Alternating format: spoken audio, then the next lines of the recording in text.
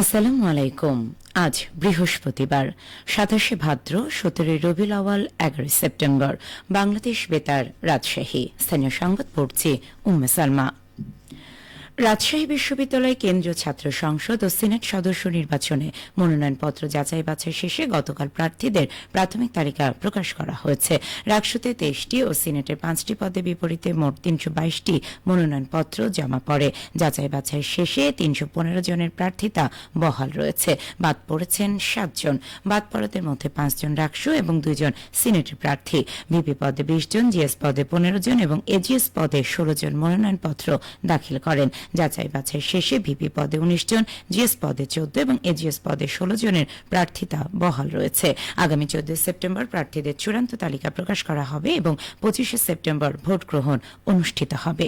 ছাত্রদল, ছাত্র শিবির সহ বাম দলগুলো পৃথক প্যানেল ঘোষণা করেছে।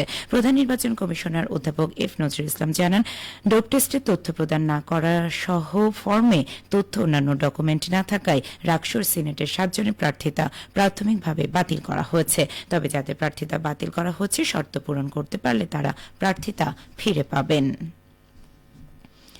জুলাই গণ অভ্যুত্থানে সকল শহীদের রুহের মাগফিরাত এবং সকল আহতদের সুস্বাস্থ্য কামনা করে দোয়া মাহফিল অনুষ্ঠিত হয়েছে।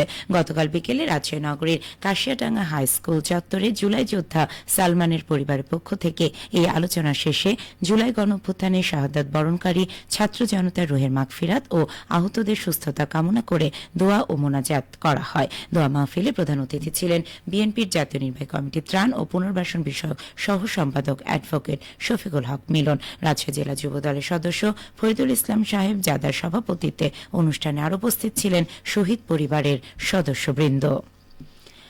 সিরাজগঞ্জের কামারখন্দের ভদ্রঘাট পালপাড়ায় প্রতিমা কারিগরদের সাথে জেলা প্রশাসন, জেলা পুলিশ, পূজা উদযাপন পরিষদ ও রাজনৈতিক দলের নেতাদের মতবিনিময় অনুষ্ঠিত হয়েছে।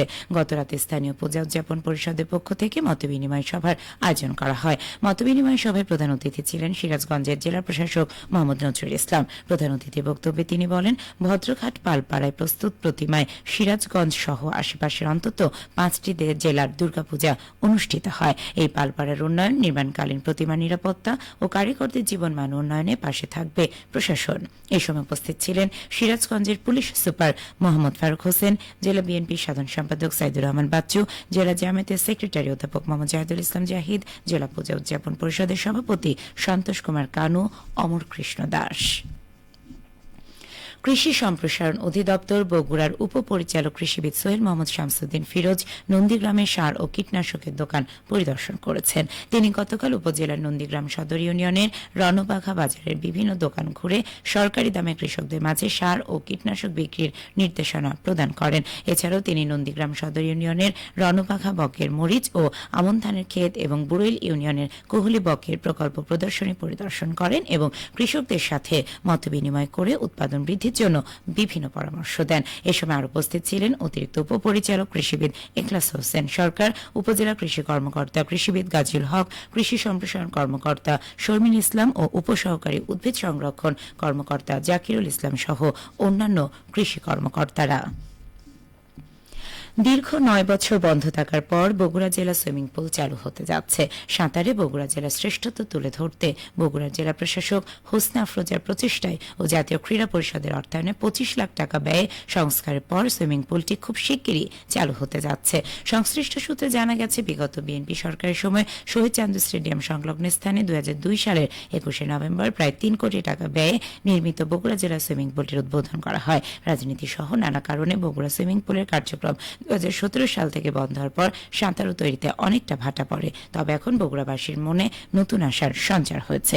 বগুড়া জেলা প্রশাসক ও জেলা ক্রীড়া সংস্থার আহ্বায়ক হোসনে আফরোজা বলেন, সুইমিং পুলের সংস্কার কাজ প্রায় শেষ পর্যায়ে, শিগগিরই সুইমিং পুলের কার্যক্রম শুরু হবে।